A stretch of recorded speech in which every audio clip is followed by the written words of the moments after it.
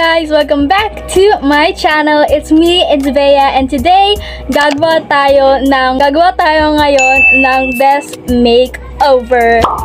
So, itong desk makeover na to, tagal ko nang gustong gawin to since last summer pa talaga. Kaso, inuna ko na naman ang mga kaartihan sa buhay, yung mga makeup, ganyan. Tapos yung One Direction ko po, sumabay, hindi ba?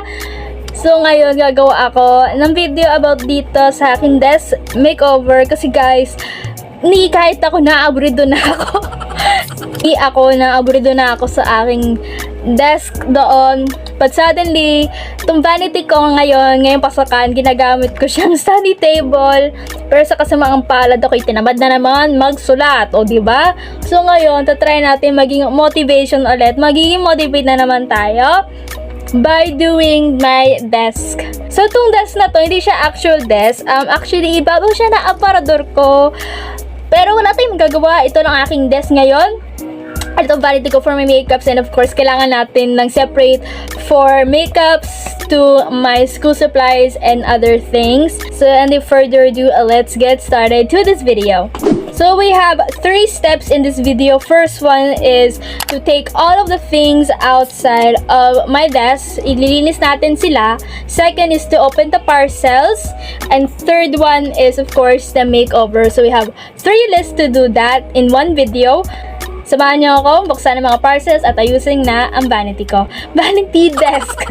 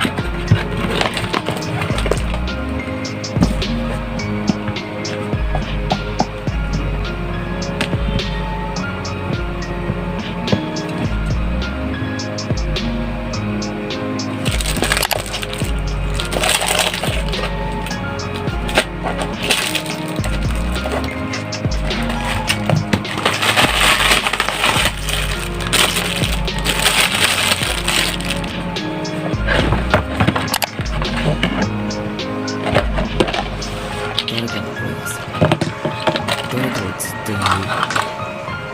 日の光が少しずつ空気を。